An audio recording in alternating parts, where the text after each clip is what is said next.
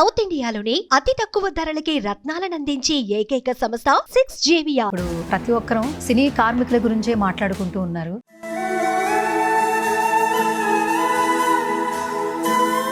సినీ కార్మికులు సమ్మెబాట పట్టడం, షూటింగ్లు ఆపేయాలని చెప్పడం, సో దీన్ని అసలు ఏ విధంగా చూడాలంటే? ఫస్ట్ సమ్మెబాట పట్టలేదు, షూటింగ్లు ఆపమని చెప్పట్లేదు. వాళ్ళు ఇంత పెంచాలి అంత పెంచాలని చెప్తున్నారు. భోజనం చేసిన తర్వాత చేయి కడుక్కునే టైం కూడా ఉండదు, మళ్ళీ రెడీ రెడీ రెడీ రెడీ అంటుంటారు. దానికి మళ్ళీ ఎక్స్ట్రా డబ్బులు ఇస్తారు. అట్లా ఊరికి లేనిపోయిన మాటలు చెప్పడం కరెక్ట్ కాదు. సాఫ్ట్వేర్ ఇంజనీర్ కంటే ఎక్కువ ఇస్తాం. సాఫ్ట్వేర్ ఇంజనీర్ కంటే ఎక్కువ నిజమేనా సార్? 100% నిజం. ఆరోపిస్తున్నటువంటి మాటలను ఏ విధంగా చూడాలి మరి? ప్రొడ్యూసర్ కదా సగంలో మాట్లాడితే నేను చెప్తాను, నువ్వు పూర్తిగా చెప్పనిచ్చినాక కదా అడగాలి. సినిమా బయటికి రావాలంటే ఫస్ట్ నిర్మాత లేదే సినిమా బయటికి రావాలి. నిర్మాత అనేవాడు వ్యాపారం చేస్తానికి వస్తున్నాడు. కొంతమంది ప్యాషన్తో వస్తారు. ప్యాషన్తో వచ్చిన వాడు పోయినా పర్లేదని వస్తాడు. వ్యాపారం చేసేవాడు వ్యాపారం కోసం ఏదైనా చేస్తారు. హీరోల రెమ్యునరేషన్స్ కి మరి వీళ్ళ వేతనాలకి ఇలా లింకప్ చేయడం ఎంతవరకు కరెక్ట్ అంటారు? తప్పు, 100% తప్పు. వాళ్ళకి ఏం సంబంధం? వాళ్ళు ఎవరు అడుగుతానికి? నిన్న ఛాంబర్లో మీటింగ్ అయింది, సో అందరూ మాట్లాడుకున్నారు. ఏంటి సరే ఏం కొలిక్కి వచ్చింది, ఏం చెప్పాలనుకుంటున్నారు? మీకే తెలిసి ఉండాలి, నాకేం తెలుసు. హాయ్ హలో నమస్తే, this is Suvarna, welcome to Suman TV. So ఇప్పుడు ప్రతి ఒక్కరూ సినీ కార్మికుల గురించే మాట్లాడుకుంటూ ఉన్నారు. అన్ని ఇండస్ట్రీలు సినీ ఇండస్ట్రీ వైపు చూసే దృష్టి ఇప్పుడు మనం చూస్తూ ఉన్నాము. తెలుగు ఫిలిం ఇండస్ట్రీలో సినీ ఇండస్ట్రీకి ఒక గొప్ప ఖ్యాతి అయితే సంపాదించుకుందని చెప్పొచ్చు. బట్ ఈ తరుణంలో సినీ కార్మికులు సమ్మెబాట పట్టడాన్ని ఏ విధంగా చూడాలి, ఇదే అంశానికి సంబంధించి మనతో మాట్లాడడానికి ప్రొడ్యూసర్ తమ్మారెడ్డి భరద్వాజ్ గారు ఉన్నారు. Hi sir. కార్మికుల పక్షపాతి తమ్మారెడ్డి భరద్వాజ్ గారు. సో ఇది గత కొన్ని సంవత్సరాల నుంచి ఇది వింటూ ఉంటాము. బట్ నవేడేస్ ఏంటంటే సినీ పరిశ్రమ అనేది ఎంత ప్రాముఖ్యతని సంపాదించుకుందో అందరికీ తెలుసు. అలాంటి ఇండస్ట్రీలో సినీ కార్మికులు సమ్మెబాట పట్టడం, షూటింగ్లు ఆపేయాలని చెప్పడం, సో దీన్ని అసలు ఏ విధంగా చూడాలంటే? ఫస్ట్ సమ్మెబాట పట్టలేదు, షూటింగ్లు ఆపమని చెప్పట్లేదు. వాళ్ళు మేము జీతాలు పెంచమన్నారు, మా జీతం ఇస్తే మేము పని చేస్తామన్నారు, చేస్తున్నారు. ఆల్రెడీ పెంచి ఇచ్చే వాళ్ళ దగ్గర పని జరుగుతూనే ఉంది. సో సమ్మె అనే మాటకి, సమ్మె అంటే షూటింగ్ లాగిపోవాలి కదా, ఆగలేదు, పని జరుగుతుంది. నాకు రూపాయి ఇది రూపాయి చాలుతారు, రూపాయి పావులా ఇస్తే చేస్తానంటున్నారు. రూపాయి పావులా ఇచ్చి పని చేసుకునే వాళ్ళు చేసుకుంటున్నారు. ఓకే కాదు సార్, ఓకే ఇంత పెంచాలి అంత పెంచాలని చెప్తున్నారు. బేసిక్గా ఏంటంటే ఈ కార్మికులు బయటకు వచ్చిన తర్వాత మాట్లాడుతున్న మాట, ఒక్కోసారి మేము 12 గంటల కంటే ఎక్కువ పని చేస్తాము, భోజనం చేసిన తర్వాత చేయి కడుక్కునే టైం కూడా ఉండదు, మళ్ళీ రెడీ రెడీ రెడీ రెడీ అంటుంటారు. సో పెరుగుతున్న ఖర్చులకి మా వేతనాలు మాత్రం అలాగే ఉన్నాయి అని చెప్పి అంటున్నారు. మరి ఏ విధంగా దీన్ని చూడాలంటారు? వేతనాలు ఉన్నమాట నిజమే. వేతనాలు అంటే ఇప్పుడు చెయ్యి గడగగానే ఇస్తే దానికి మళ్ళీ ఎక్స్ట్రా భత్తా ఇస్తారు. వీళ్ళు చెయ్యి గడుక్కోగానే గ్యాప్ ఇవ్వకుండా చేశారు అనుకోండి, దానికి మళ్ళీ ఎక్స్ట్రా డబ్బులు ఇస్తారు. అట్లా ఊరికే లేనిపోయిన మాటలు చెప్పడం కరెక్ట్ కాదు. సో ఏది చేసినా దానికి సరిపడా పేమెంట్ ఇస్తాం అనేది జరుగుతుంది. బట్ ఈ పద్ధతులు సరిగ్గా మారాలి. ఎంతమందిని వాడుకోవాలి అనేది ఎవరు చెప్పకూడదు, ఎవరిని వాడాలి అని చెప్పకూడదు. ఇప్పుడు నా సినిమాకి నాకు ఎవరు కావాలో నేను వాడుకుంటాను. ఇప్పుడు నేను యూనియన్ ఉండేది ఎందుకు? ఇది కంటింజెంట్ లేబర్, ఇది రెగ్యులర్ లేబర్ కాదు. ఈవెన్ ఫ్యాక్టరీలో కూడా మీరు ఇండస్ట్రియల్ లేబర్ ఛాంబర్ దీంట్లో కూడా యూనియన్ వర్కర్స్ ఉంటారు, నాన్ యూనియన్ వర్కర్స్ ఉంటారు, వేరియస్ యూనియన్స్ వర్కర్స్ కూడా ఉంటారు. సో యూనియన్ వర్కర్ ఉంటే ఏమవుతుందంటే యూనియన్లు అగ్రిమెంట్ చేసి ఉంటాయి కాబట్టి అన్ని యూనియన్ల వర్కర్లకి ఒక రేంజ్ ఆఫ్ ఇది ఉంటుంది. మిగిలిన వాళ్ళని కూడా గవర్నమెంట్ ఇది చేస్తుంది, కవర్ చేస్తుంది. Non member of the union ఫ్యాక్టరీలో పనిచేస్తే దాంట్లో గవర్నమెంట్లో కొన్ని ఉంటాయి కదా, ఆ లీగల్ రైట్ వాడికి ఉంటుంది. అట్లాగే ఇక్కడ కూడా ఉండాలి. ఇక్కడ మన దగ్గర మొదటి నుంచి కూడా మనం ఏంటంటే మా సినిమా వర్కర్ని తప్ప వెయిట్ వాళ్ళని వాడకూడదని మనం రూల్ పెట్టుకుని చేస్తా ఉన్నాం గతంలో. అప్పట్లో ఎవరు ఉండేవారు కదా సినిమా వర్కర్స్, వచ్చి కొంచెం ఎక్స్పర్టైజ్ కావాలి. ఇప్పుడు ఏంటంటే టెక్నాలజీ మారిపోయింది, ఇది మారిపోయింది. ఇప్పుడు ఓటీటీలని టీవీలని అన్నీ వచ్చిన తర్వాత ఎక్కువ మందికి పని దొరుకుతుంది, పని తెలుస్తుంది, కొంతమంది నేర్చుకుంటున్నారు, వస్తున్నారు. సో దాంతో ఇంకా అదే విధానాలు ఉండాలా ఉండకూడదు అనేది డిస్కషన్ పాయింట్. చూసి అవి మార్చుకోవాల్సిన పరిస్థితి ఉంది. ఫెడరేషన్ కూడా కొన్ని మార్చాలి, కొంత ప్రొడ్యూసర్లు కూడా మారాలి, ఆ పాత రూల్స్ కొన్ని పనికొని ఉంటే తీసేయాలి. ఎన్నో మారుస్తున్నాం, ఇది కూడా మార్చాలి. బట్ ఏది కార్మికుడికి ఇబ్బంది పడేది కాకుండా చేయాలి. కార్మికుడికి ఎందుకంటే పని చేస్తున్నాడు, డబ్బులు తీసుకుంటున్నాడు, ఎంత పీనట్స్ వాళ్ళకి ఇచ్చేది. అంటే ఇవాళ మనం చెప్తున్నాం, మనం చాలా ఎక్కువ ఇచ్చేస్తున్నాము, సాఫ్ట్వేర్ ఇంజనీర్ కంటే ఎక్కువ ఇస్తాం. సాఫ్ట్వేర్ ఇంజనీర్ కంటే ఎక్కువ నిజమే.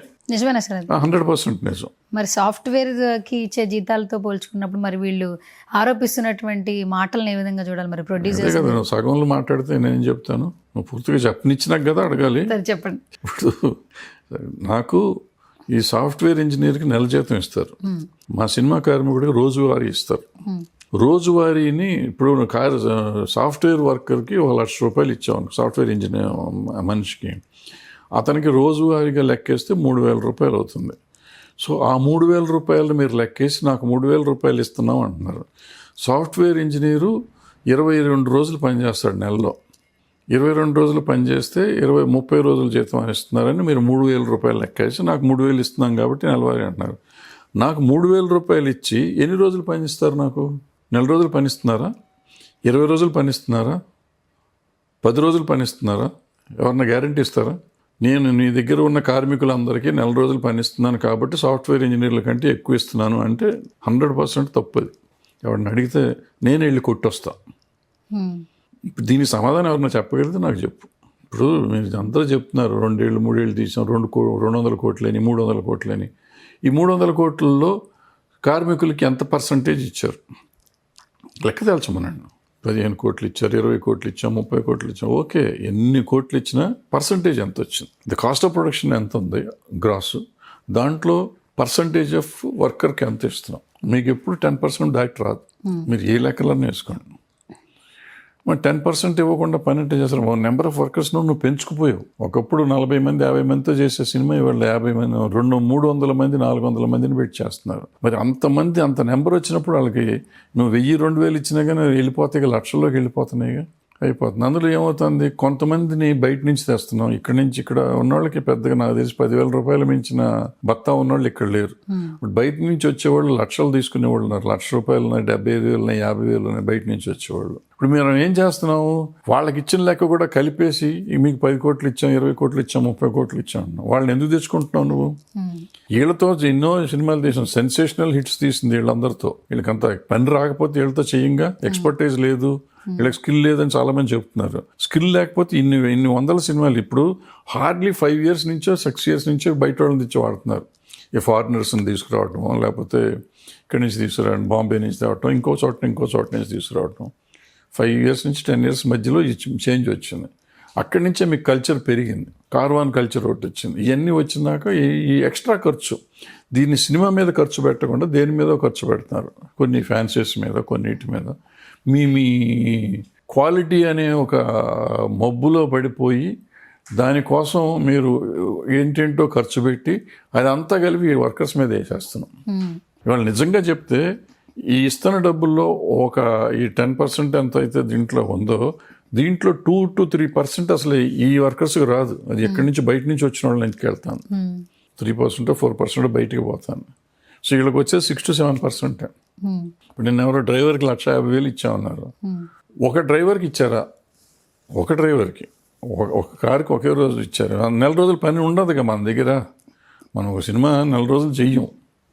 ఏదో ఒక ప్రొడక్షన్ ఆఫీస్లో పెట్టుకున్న కారుకు ఇస్తే అయ్యి ఉండొచ్చు. కారుకి ఎందుకు అవుతుంది? రోజుకు 3,000 రూపాయలు కారు, అతని భర్త 2,000 రూపాయలు. పగలంతా పని అంటే మధ్యాహ్నం పంపించేస్తాం కదా, 2,000 రూపాయలు 60,000 రూపాయలు వస్తుంది మ్యాక్సిమం వస్తే. 1,50,000 ఎందుకు అయింది అంటే రాత్రి పగళ్ళు ఏం చేస్తున్నారు, ఎందుకు పెట్టుకుంటున్నారు, ఎన్ని ప్రశ్నలు ఇస్తే అది ఒక్క కారు అరకారే అవుతుంది, అన్ని కార్లు అవ్వవు. షూటింగ్ ఉన్నప్పుడే కదా, షూటింగ్ 10 రోజుల కంటే ఎక్కువ ఎవరు చేయట్లేదుగా. సో మనం ఊరికి చెప్పడం వేరు, ప్రాక్టికల్గా ఉండటం వేరు, గ్రౌండ్ రియాలిటీ వేరు. అయితే ఇప్పుడు ఒక సినిమా బయటికి రావాలంటే ఫస్ట్ నిర్మాతలేందే సినిమా బయటికి రాదు. అంటే హీరోలను ప్యాడ్ చేసుకున్న కార్మికులు రావాలన్నా అసలు నిర్మాత ఒక అడుగు లేకపోతే సినిమా లేదు. నిర్మాతే దేవుడు, తల్లి, తండ్రి అన్ని నిర్మాతే. ఏది జరిగినా ప్రతిసారి నిర్మాతే నష్టపోతున్నాడు అని అంటూ ఉంటారు. లాభాలు వచ్చిన నిర్మాత తీసుకుంటారంటారు. నిర్మాత నష్టపోతూనే ఉంటాడమ్మా, అది చరిత్ర. అది దాని గురించి మీరు ఎన్ని చేసినా దానికి ఏం చేయలేము. నిర్మాత అనేవాడు వ్యాపారం చేస్తానికి వస్తున్నాడు. కొంతమంది ప్యాషన్తో వస్తారు. ప్యాషన్తో వచ్చిన వాడు పోయినా పర్లేదని వస్తాడు. వ్యాపారం చేసేవాడు వ్యాపారం కోసం ఏదైనా చేస్తాడు. సో వ్యాపారం కోసం వచ్చిన వాళ్ళకి లెక్కలన్నీ వస్తాయి. ప్యాషన్తో వచ్చినవాడు బేరం ఆడుకుంటాడు, నాకు ఇంతే కావాలి, ఇంతే చేయగలను, చేస్తాను, నేను ఏదో చేసేద్దాం అనుకుంటున్నాను, నాకు హెల్ప్ చేయండి అని చెప్పి అతిమాలో బామాలో తనకు ఉన్న పరిధిలో పిండి కొద్ది రొట్టెలాగా సినిమా తీస్తాడు. ఈ వ్యాపారం చేద్దాం అనుకున్నాడు. ఇప్పుడు నన్ను అడిగారు అనుకో, నన్ను పెట్టుకుంటే నాకు 10 మంది అసిస్టెంట్లు, నా పలానా హీరో కావాలి, ఆ హీరో నాకు ఇంకో 10 మంది కావాలి, ఆ హీరోయిన్ ఇంకో 10 మంది కావాలి, నాకు ఇది కావాలి, నాకు అది కావాలి అని అడుగుతా ఉంటే అవి పెరుగుతా పోయి రూపాయి అవ్వాల్సిన చోట 15 రూపాయలు అవుతుంది. అదే నేను ప్యాషన్తో తీస్తే నా దగ్గర లేదండి, ప్లీజ్ అండి ఇట్లా చేద్దామండి, ఇట్లు తీస్తున్నారు. అదే బలగం వచ్చిందంటే, కోర్టు వచ్చిందంటే, ఇవాళ నరసింహ వచ్చిందంటే, నరసింహకి ఏ బత్తాలు లేవుగా. ఆ సాఫ్ట్వేర్ వాళ్ళు చేశారు, ఏదో బొమ్మలు రాసుకున్నారు, చేశారు. డబ్బులు వస్తున్నాయిగా. కోర్టుకు వచ్చినాయి, ఏ ఆర్టిస్ట్ లేరుగా. వాళ్ళు ఇష్టం వచ్చినట్టు వాళ్ళు సినిమా తీసుకున్నారుగా, ఎవరిని అడగలేదు, ఏం లేదుగా. ఇప్పుడు బేసిక్ కమ్యూనిటీస్ ఇచ్చారు వాళ్ళు కూడా. వాళ్ళు బేసిక్ కమ్యూనిటీస్ ఇచ్చారు. ఎమ్యూనిటీస్ ఇవ్వద్దని నేను అంటలే, ఎమ్యూనిటీస్ ఇవ్వడం తప్పని కూడా అంటలే, అవసరం. అయితే ఎంతవరకు అవసరం అంతవరకు ఇవ్వాలి. అవసరాన్ని మించి ఇవ్వటం, అవసరాన్ని మించి జనాన్ని వాడటం తప్పు. అది జరుగుతుంది ఇక్కడ. సార్ ఇప్పుడు సినిమాల మీద సినిమాలు వస్తున్నాయి, హీరోలకి రెమ్యూనరేషన్స్ కూడా చాలా పెరిగినాయి ఒకప్పటికి ఇప్పటికి. అండ్ మీరు అన్నట్టు టెక్నాలజీ పరంగా అంటే ఒకప్పుడు మ్యాన్ పవర్తో సినిమా నడిచేది, ఇప్పుడు టెక్నాలజీ యాడ్ అయ్యి సినిమా నడుస్తోంది, సక్సెస్ రేట్ చూస్తున్నాము. కానీ ఎక్కడ విఫలమవుతోంది అంటే ఇష్యూస్ రావడం వల్ల ఫెడరేషన్ నుంచి జరుగుతుందంటారా, అన్ని శాఖల్ని కలుపుకుని ఛాంబర్ పోవట్లేదంటారా, ఎందుకు ఇలాంటి ఇష్యూస్ వస్తున్నాయి? ఛాంబర్కి సంబంధం అమ్మా, ఛాంబర్కి ఏదైనా డిస్ప్యూట్ ఉంటే మాట్లాడే వాళ్ళం తప్ప ఛాంబర్కి ఏ రకమైన సినిమా తీస్తానికి ప్రొడ్యూసర్ అనేవాడికి అవగాహన ఉండాలి, డైరెక్టర్ అనేవాడికి అవగాహన ఉండాలి. వాళ్ళిద్దరూ సరిగ్గా ఉంటే సినిమా ఆటోమేటిక్గా బాగుంటుంది. సింపుల్ అంతే. అది రాకుండా ఛాంబర్ చేయలేదు, ప్రొడ్యూసర్ కౌన్సిల్ చేయలేదు, ఫెడరేషన్ ఏమన్నా నాకు 3,000 రూపాయలు నువ్వు ఇస్తానన్నావు, వచ్చాను, నేను పని చేశాను, వెళ్ళాను, ఉన్నంతలో నేను సిన్సియర్గా చేశాను లేదనేది ఒకటి ఆలోచించుకోవాలి. సిన్సియర్గా చేస్తారు, చేయకపోతే తీసి వేరే వాళ్ళని పెట్టుకో. డైలీ వేజే కదా. నేను బాగా చేయలేదు అనుకోమ్మా, నన్ను తీసి వేరే వాళ్ళని పెట్టుకో, చేసేవాళ్ళని పెట్టుకో, అయిపోయింది. నీకు తెలియాలి అంతా, నువ్వు ఏం సినిమా తీస్తున్నావు అనేది నీకు తెలియాలి, ఏమి అవుట్పుట్ వస్తుంది అనేది నీకు తెలియాలి. అవన్నీ నువ్వు చూసుకోవాల్సిన బాధ్యత ప్రొడ్యూసర్ది. ఓకే, ప్రొడ్యూసర్ చేయాలి. ఛాంబర్ చేయలేదని ఛాంబర్కి ఏం సంబంధం, లేదా ఫెడరేషన్కి ఏం సంబంధం, కార్మికుడికి ఏం సంబంధం? నేను వచ్చు, నా పని నాకు ఈ పని చేయడం వచ్చు, నాకు డబ్బులు ఇస్తున్నాను, నేను వచ్చేస్తున్నాను, పని చేస్తున్నాను, అంతే. 24 క్రాఫ్ట్స్లో ఉన్నటువంటి ప్రతి ఒక్కరు, లైట్ మెన్ దగ్గర నుంచి అండ్ సెట్ బాయ్ వరకు కూడా హీరోల రెమ్యూనరేషన్స్ ఎక్కువగా ఇస్తున్నారు కదా, మాకెందుకు వేతనాలు పెంచట్లేదని ప్రొడ్యూసర్స్ మీద పడుతున్నారు.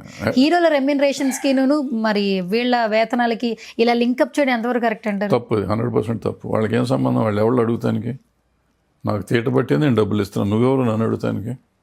నీకు ఒక వేతనం ఫిక్స్ అయ్యింది, ఆ వేతనం నేను ఇస్తున్నానా లేదా అని అడగటం వరకు నీ బాధ్యత. నీకు ఎక్కువ కావాలంటే అడగటం కూడా తప్పులేదు, హక్కు ఉంది నీకు, పెంచే హక్కు.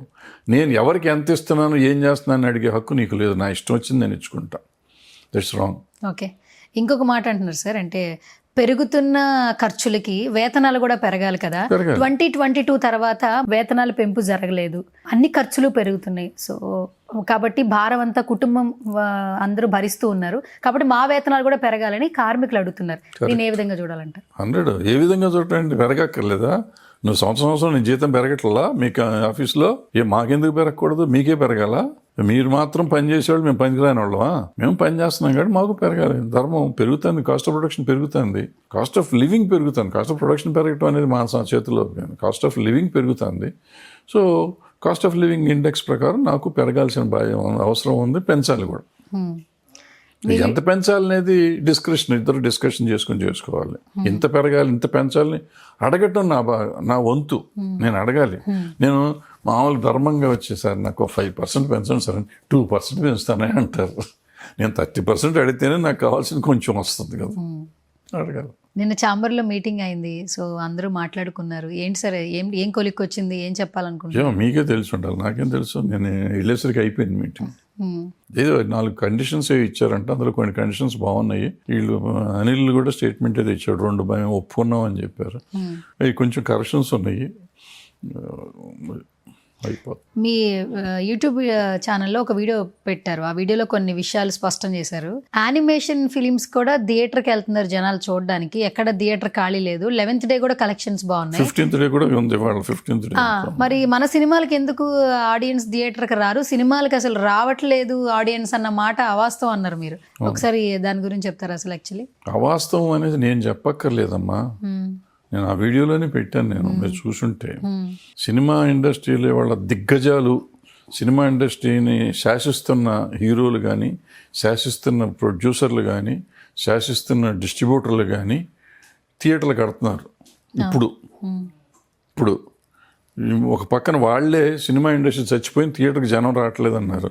వీళ్ళు ఎందుకు కడుతున్నారు థియేటర్లో? అన్ని కోట్లు పెట్టి వ్యాపారస్తులు వాళ్ళే ఇండస్ట్రీని ఏళ్తాంది వాళ్ళే, వాళ్ళు థియేటర్లు కడుతూ థియేటర్కి జనం రావట్లేదు అంటే మరి మనం ఎవరు?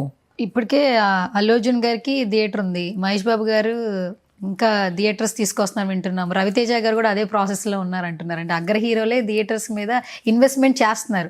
ఫ్యూచర్ అసలు ప్రొడ్యూసర్లు చేస్తున్నారు. దిల్రాజు గారు కడుతున్నారు, సునీల్ నారాయణ గారు కడుతున్నారు, యూవీ క్రియేషన్స్ వాళ్ళు కడుతున్నారు, మైత్రి వాళ్ళు కడుతున్నారు, అందరూ కడుతున్నారు థియేటర్లు. అందరూ కడుతున్నారు థియేటర్లు. ఇంక సినిమాకి థియేటర్కి జనం రావట్లేదంటే ఎందుకు కడుతున్నారు వీళ్ళు? వాళ్ళకి తెలీదా? వాళ్ళని తెలియదా కూడా?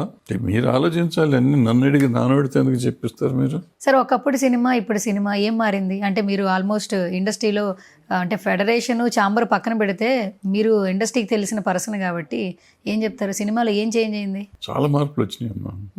ఒకప్పుడు సినిమా ఏంటంటే ప్రొడ్యూసరు ఓ సినిమా అనుకుని, ఒక కథ అనుకుని, ఆ కథ ఏ డైరెక్టర్ అయితే బాగుంటాడో అనుకుని ఆ డైరెక్టర్ దగ్గరికి వెళ్ళి, ఆ డైరెక్టర్ వచ్చిన తర్వాత ఒక హీరో, అది రామారావు అవ్వచ్చు, నాగేశ్వరరావు అవ్వచ్చు, వాళ్ళ దగ్గరికి వెళ్ళి సినిమా చేయండి అని అడిగితే వాళ్ళకి ఇష్టమైతే చేస్తారు, లేకపోతే వేరే హీరోతో చేస్తారు. అట్లా చేసుకున్నారు.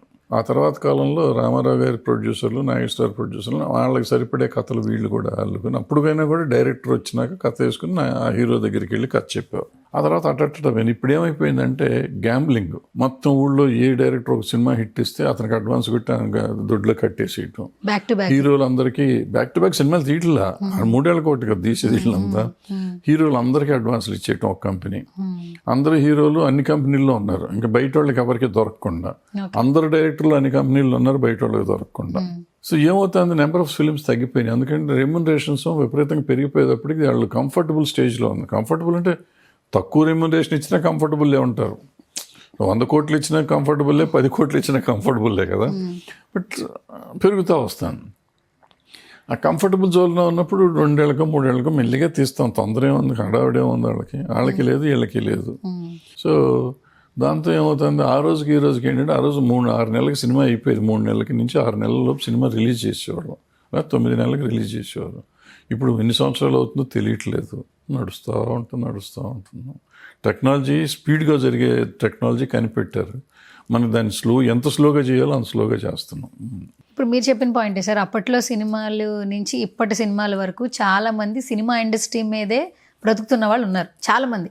ఇప్పుడు ఎవరైనా అప్కమింగ్ జనరేషన్ ఏంటంటే, మీరు డాక్టర్, ఇంజనీర్ తర్వాత ఇప్పుడు ఏ జోన్లో అడుగు పెడతారంటే సినిమా ఇండస్ట్రీ అంటున్నారు, గ్రాఫిక్స్ అంటున్నారు, ఎడిటింగ్ అంటున్నారు, డిఓపి అంటున్నారు, మ్యూజిక్ అంటున్నారు. అంటే సినిమా ఇండస్ట్రీలో కూడా రావడానికి చాలా ఇంట్రెస్ట్ చూపిస్తున్నారు.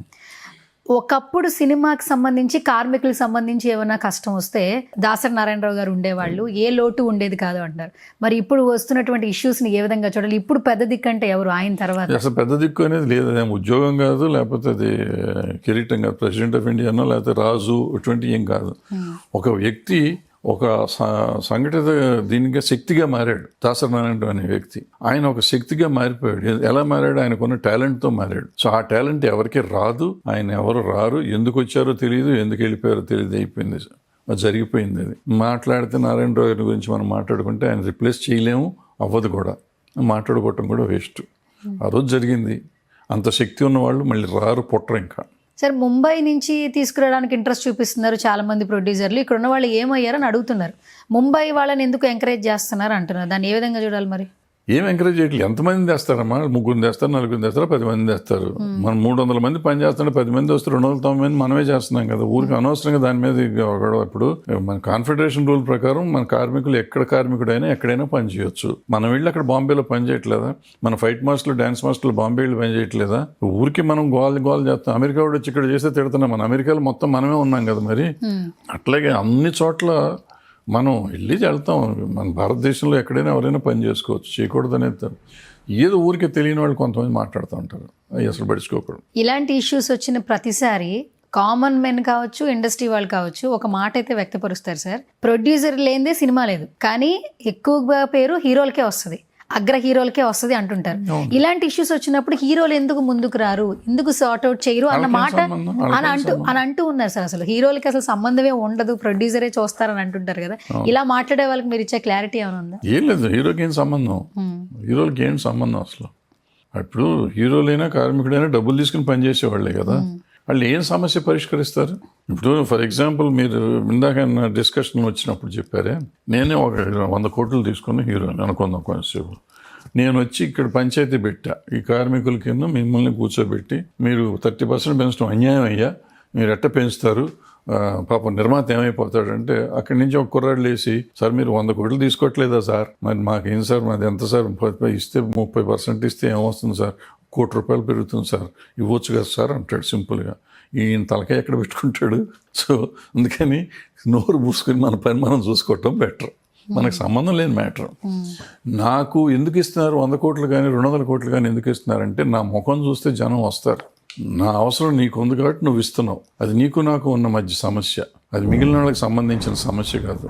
సో వాళ్ళు అడగటానికి వాళ్ళకి లేదు, ఎవరు అడుగుతానికి లేదు. నాకు టాలెంట్ ఉంటేనే ఇస్తారు. కానీ లేని రోజు, నేను అడుక్కుదిన రోజు ఎవరన్నా డబ్బులు ఇచ్చాడు నాకు? నేను ఆ ఇంటింటికి నా ఆల్బమ్ పట్టుకు తిరిగినప్పుడు ఎవరన్నా వేషం ఇచ్చాడా? ఎవరు ఇవ్వలేదు కదా. ఇప్పుడు నా ఇష్టం, నాకు ఆ రోజున కరువు వచ్చి భోజనానికి డబ్బులు లేనప్పుడు ఎవరిని ఇచ్చారా నాకు? ఇవాళ నేను 200 కోట్లు 100 కోట్లు తీసుకుంటున్నాను అడిగే హక్కు మీకు ఎవరికి ఉంది? ఇవాళ నేను ప్రూవ్ చేసుకున్నా, నన్ను నేను ప్రూవ్ చేసుకున్నా, నా ముఖానికి వాల్యూ ఉందో, నాకు వాల్యూ ఉంది కాబట్టి నాకు డబ్బులు ఇస్తున్నారు. నాకు ఇచ్చిన డబ్బుల గురించి ఎందుకు ఏడుస్తారు మీరు? మీకు సంబంధం ఏంటి? మీకేం కావాలో మీరు అడిగి తీసుకోండి. నన్ను గురించి మాట్లాడదు ఎవరికైనా కానీ, ఎవరైనా కానీ. వాళ్ళు ప్రొడ్యూసర్లు అవ్వచ్చు, సాటి ఆర్టిస్టులు అవ్వచ్చు, కార్మికులు అవ్వచ్చు, ఇంకెవళ్ళన్నా బయట కామన్ పబ్లిక్ కూడా అవ్వచ్చు. It is not anybody's money. చాలామంది అంటూ ఉంటారు, మేము ఇస్తున్నాం థియేటర్లో సినిమా, ఎందుకు చూస్తున్నాం? ఎంటర్టైన్మెంట్ ఇస్తున్నారు నీకు 2.5 గంటల సేపు 3 గంటల సేపు ఎంటర్టైన్మెంట్ ఇస్తున్నావు. నువ్వు ₹300 ఇస్తున్నావు. ₹300కి నేను 3 గంటలు ఎంటర్టైన్మెంట్ ఇస్తున్నా. నువ్వు ఇచ్చిన డబ్బులో నుంచి గవర్నమెంట్కి పోయే డబ్బులు పోయి, థియేటర్కి పోయే డబ్బులు పోతే నాకు వచ్చేది, ప్రొడ్యూసర్కి వచ్చేది ఎంత? 25 to 30%. నేను ఈ రూపాయి ఏరుకొని నేను చేస్తున్నా, హీరోకి ఇస్తున్నా. సో మేము మా డబ్బులతో పోతాం, మీ డబ్బులతో ఏంటి పోతుంది ఇక్కడ తొక్క? నేను కష్టపడి ఒక సినిమా తీసి ఒక ప్రోడక్ట్ తీసి ఇస్తున్నా, పోతే నేను భరిస్తున్నా. మరి ఇస్తున్నారా ఇదే జనం? ఇవ్వరు కదా. ఈ జనం ఎవరు నన్ను అడుగుతానికి? నువ్వు 100 కోట్లు ఇచ్చావు, 200 కోట్లు ఇచ్చావు అని అడుగుతాను. జనానికి హక్కు లేదు అసలు. నా ఇష్టం వచ్చింది నేను ఇస్తా. ఇవ్వకుండా పని చేయించుకునే వాళ్ళు కూడా ఉన్నారుగా. కొత్త హీరో వస్తే నేను ఫ్రీగా చేయించుకుంటున్నా. మరి అది అయ్యో ఫ్రీగా చేస్తున్నాను, అతనికి కూడా 2 కోట్లు ఇవ్వను నువ్వు అని చెప్తున్నావా? చెప్పవు. మరి నువ్వు ఎవరు అడుగుతానికి? ఏ హీరోకి ఎంత ఇస్తాం, ఏ హీరోయిన్కి ఎంత ఇస్తాం అని అడిగే హక్కు మీకు లేదు. బేరం ఆడుకునే హక్కు అవతల వాళ్ళకు ఉంది. వాళ్ళ ఇంటర్నల్ ఇష్యూ అది. ఇంటర్నల్ ఇష్యూ గురించి పబ్లిక్లో మాట్లాడాల్సిన అవసరం మనకేం లేదుగా. సార్, ఇప్పుడు సినిమా ఇండస్ట్రీలో 24 క్రాఫ్ట్స్లో ఉన్నటువంటి పర్సన్స్ మనం చూస్తున్నాం. Not only cinema industry, TV industry చూడండి, ఈవెంట్స్ జరుగుతున్నాయి, షోలు జరుగుతున్నాయి. అంటే మెయిన్ ఆర్టిస్టులతో పాటు కాస్ట్ అండ్ క్రూ చాలామంది, అంటే వాళ్ళకి చాలా వరకు ఉపాధి అవకాశాలు పెరుగుతున్నాయి. ఒక రకంగా సంతోషించదగ్గ విషయమే. ఇలాంటి తరుణంలో ఇండస్ట్రీ ఎక్స్పాండ్ అవుతున్న సిచ్యువేషన్స్లో మనం ఇలా జరుగుతున్న దాన్ని ఏ విధంగా చూడాలంటారు? ఏం లేదమ్మా, పని పెరుగుతుంది, వర్క్ కావాలి, నీకు వర్క్మెన్షిప్ కావాలి, డబ్బులు పెంచు అంతే, సింపుల్. వాడుకోండి. నువ్వు సంపాదించడానికే కదా ఇప్పుడు చెప్పిన పెరిగినవి అన్నీ దాంట్లోనే కదా పెరుగుతున్నాయి. నీకు పని వస్తుంది, నువ్వు సంపాదించుకుంటున్నావు కాబట్టి నువ్వు ఈవెంట్ చేస్తున్నావు, షోస్ చేస్తున్నావు, సినిమాలు తీస్తున్నావు, ఓటీటీ సినిమాలు తీస్తున్నావు, షార్ట్ ఫిల్మ్స్ తీస్తున్నావు, ఇంకేంటేంటో చేస్తున్నావు, ప్రతి దాంట్లో సంపాదిస్తున్నావు. నువ్వు సంపాదించినప్పుడు దాంట్లో నాకు కూడా 5 పైసలు షేర్ ఇవ్వు అంటున్నా. నేను పని చేస్తున్నాను కదా, నా పని సంబంధం లేకుండా నువ్వు సంపాదించగలవా? మరి నాకు ఇస్తానికి ఏంటి బాధ? అయితే ఇప్పుడు మీరు ఏమంటారు సార్, సమ్మె బాట అయితే పట్టలేదు కార్మికులు, ఒక డిస్కషన్స్ జరుగుతున్నాయి, పని అయితే షూటింగ్లు జరుగుతున్నాయి అంటారు? జరుగుతున్నాయి. ఓకే. అంటే బయట చూస్తే కార్మికులు షూటింగ్లకి వెళ్ళట్లేదు, సమ్మెబాట పడుతున్నారు, ఇవే ఎక్కువగా మనం వింటూ ఉన్నాం. చెప్పారా మీకు? ఎవరికైనా చెప్పారా? లేదు. ఉపాధి వేతనాలు పెంపు కోసం ఒక డిస్కషన్స్ జరుగుతున్నాయని మాత్రం అందరికీ అర్థం. అంతే, సింపుల్. అయితే ఇప్పుడు మరి చిరంజీవి గారి సినిమా వస్తుంది, పవన్ కళ్యాణ్ గారి సినిమాలు షూటింగ్లు జరుగుతున్నాయి అంటారు మొత్తానికి? పవన్ కళ్యాణ్ గారి మొన్న ఒక రోజు జరిగిన తర్వాత అయిపోయింది, షూటింగ్ అయిపోయింది, షెడ్యూల్ అయిపోయింది, వెళ్ళిపోయారు. ఒకప్పుడు ఒక సినిమా జరిగిందంటే ఒక డిఓపికి అసిస్టెంట్, తర్వాత ఒక లైన్మెన్, డైరెక్టర్కి ఇంకొక లైన్మెన్ ఎక్స్ట్రా, అంటే ఒకరికి ఒక పర్సన్ ఉండేవాళ్ళు. ఇప్పుడు ఒకరికి 3 ఉంటున్నారంట, నిజమేనా? 10 మంది కూడా ఉంటారు. పెట్టుకునేవాడికి లేని బాధ నీకు నాకెందుకమ్మా? పెట్టుకునేవాడికి కదా ఉండాలి బాధ, మనకెందుకు? నువ్వు నేను కూర్చొని డిసైడ్ చేస్తే వాడు తింటాడు అనమాట. పని లేని వాళ్ళు వీళ్ళు కూర్చొని డిస్కస్ చేశారని మనం తిడతారు. ఎందుకు చెప్పు తిట్లు తింటాం? ఈ విషయాల్లో ఇప్పుడు సి కళ్యాణ్ గారు అటు ఇటు కొంచెం మాట్లాడి ఈ సమస్యని సార్ట్అవుట్ చేసే పరిస్థితిలో ఉన్నారని సి కళ్యాణ్ గారు ముందుకు వస్తున్నారు. తర్వాత టీజీ విశ్వప్రసాద్ గారు ఒక స్టేట్మెంట్ ఇచ్చారు, బన్నీవాస్ గారు కూడా మాట్లాడారు, ఎస్కేఎన్ గారు కూడా అసలు అంటే పెంచే ఉద్దేశం అయితే లేదు అని ఒక మాట చెప్పేస్తున్నారు. మరి ఇది ఎక్కడ కొలిక్కొచ్చే సందర్భాలు ఉన్నాయంటారా, మీరేం చెప్తారు అసలు? నాకేం తెలుసమ్మా, పెరగకుండా పని జరగదు. నాకు తెలుసు 100% పెరుగుతుంది. ఎంత పెరుగుతుందని నాకు తెలియదు. పెరిగే తీరుతుంది. ఎవళ్ళని చెప్పిన ప్రతి ఇప్పుడు 5 ఏళ్ల కింద అట్టాగే చెప్పారు, 3 ఏళ్ల కింద అట్టాగే చెప్పారు. షూటింగ్లో 50 రోజులు ఆపారు, ఒక్క పైసా పెంచమన్నారు. పెంచారా లేదా? అంతకుముందు పెంచమని 30-50 రోజులు ఆపారు, పెంచారా లేదా? ఎప్పటికప్పుడు పెంచుతానే ఉంటారు. సినిమా ఇండస్ట్రీ పర్సన్గా ఒక ప్రొడ్యూసర్ అంటే సినిమా నిర్మాత పడే బాధ ఏంటో మీకు చాలా వరకు తెలుస్తుంది. సో నిర్మాత ఎప్పుడు చచ్చిపోకూడదు, ప్రొడ్యూసర్ ఎప్పుడు బాగుండాలి, ప్రొడ్యూసర్ బాగుంటేనే చాలా మంది బాగుంటారని అంటుంటారు. అలాంటి ప్రొడ్యూసరే ఇప్పుడు చివరికి కష్టాలు పడుతున్నారు సినిమాకి సంబంధించి. సక్సెస్లు పక్కన పెట్టండి, ఫెయిల్యూర్ వస్తే మొత్తం తనే మేదేసుకోవాలి కాబట్టి సక్సెస్ రేట్ చెప్పలేం, బట్ ఫెయిల్యూర్ రేట్ కనిపిస్తున్న ఎవరు మాట్లాడరు. సో ప్రొడ్యూసర్కి కష్టాలు రాకుండా సక్సెస్ఫుల్గా ముందుకెళ్తూ ఇప్పుడు నవేడేస్ చూస్తుంటే తెలుగు సినిమా పరిశ్రమ గురించి అన్ని పరిశ్రమలు మాట్లాడుకుంటున్నారు. ఆ స్టేజ్లో రైట్నా ఉన్నాం, ఎంతోమంది కష్టం. ఫైనల్గా ఏం చెప్తారు అసలు? ప్రొడ్యూసర్ బ్రతకాలి, నష్టపోకూడదు, సక్సెస్ఫుల్గా సినిమాలు తీయాలి తెలుగు ఫిల్మ్ ఇండస్ట్రీలో అంటే మీరేం చెప్తారు? ఏం లేదు, అన్నీ తెలుసుకుని సరిగ్గా సినిమా చేస్తే శుభ్రంగా ఉంటారు వాళ్ళు. లేకుండా చేస్తే పోతారు. సినిమా కోసం తీయాలి, సినిమాలాగా చూడాలి, సినిమాలాగానే తీయాలి. అది ఉన్న రోజున మీరు చెప్పినవన్నీ జరుగుతాయి. సినిమాని ఏదో ఎందుకో తెస్తే, ఏదో కొన్ని రకరకాల వీటి కోసం సినిమాలు తీస్తే పోతానే ఉంటాయి, జరుగుతూనే ఉంటాయి. ఓకే, చివరికి ఒక ప్రశ్న సార్. అప్పటి నుంచి ఇప్పటి వరకు మీరు ఉన్నారు కాబట్టి, ఎన్నో జనరేషన్స్ చూశారు కాబట్టి, ఇప్పుడు ఒక సినిమాకి వెళ్తే మల్టీప్లెక్స్లో టికెట్ రేట్ పక్కన పెడితే పాప్కార్న్ రేట్లే ఎక్కువ ఉన్నాయి. ఒక కుటుంబం ఫ్యామిలీ మొత్తం సినిమా చూడాలంటే మిడిల్ క్లాసే అనుకోండి, హై క్లాస్ పక్కన పెట్టండి, ఒక 5-6,000 బేర్ చేయాలంటే ఎంతవరకు సార్ అసలు? మల్టీప్లెక్స్ కదమ్మా. ఇప్పుడు మనం వెళ్ళే వాళ్ళ గురించి మనం మాట్లాడి ఊరికే మనం చర్చ తప్ప ఇది. ఇవాళ సింగిల్ స్క్రీన్స్లో తక్కువ ఉంది, టికెట్ రేట్ తక్కువ ఉంది, పాప్కార్న్ రేట్ కూడా తక్కువ ఉంది. వెళ్తలేదుగా. 10 రూపాయల టికెట్ పెట్టమన్నారు, గవర్నమెంట్ పెట్టింది. 10 రూపాయలు 20 రూపాయలు 20 రూపాయల టికెట్లు అన్ని చోట్ల ఫ్రీ ఖాళీగా ఉంటాయి తెలుసు. ఒక్క టికెట్ తగ్గదు రోజు, ఒక్క టికెట్ కూడా తగ్గదు ఏ థియేటర్లో సింగిల్ స్క్రీన్లో. 20 రూపాయల టికెట్. మరి పూర్వకాలం మాకు సైకిల్ పావుల టికెట్లే దిగాయి ఎన్టీ రామారావు సినిమాలకి వీళ్ళందరికీ. మరి వాళ్ళు పావుల టికెట్ తగ్గట్ల. పావుల టికెట్ అంటే ఇప్పుడు 10 రూపాయలు 20 రూపాయల టికెట్ అయింది. తగ్గట్ల ఒక టికెట్ కూడా. దిగితే అంత మల్టీప్లెక్స్ ప్రిఫర్ చేస్తున్నారు అందరూ. మల్టీప్లెక్స్లో రేట్ ఎక్కువ ఉందని మనం గోల పెట్టే బదులు మల్టీప్లెక్స్ మానేయండి. ఇక్కడ సింగిల్ స్క్రీన్స్ ఉన్నాయి, వాళ్ళు కూడా బెటర్ చేశారు. ఇంతకుముందు మెయింటెనెన్స్ ఉండేది కదా, ఇప్పుడు వాళ్ళు మెయింటెనెన్స్ చేస్తున్నారు సింగిల్ స్క్రీన్స్. మరి వాళ్ళు వెళ్ళం. మనం వెళ్ళకుండా వాళ్ళని తగ్గించమంటే ఎందుకు? వాళ్ళు దోపిడీకి తయారయ్యారు, నువ్వు దోయించుకుంటానికి నువ్వు తయారయ్యావు. వీళ్ళు మళ్ళీ దానికి మనం చర్చించి చేస్తే లాభం ఏమన్నా ఉంటుంది? ఎవరికి మారరు కదా.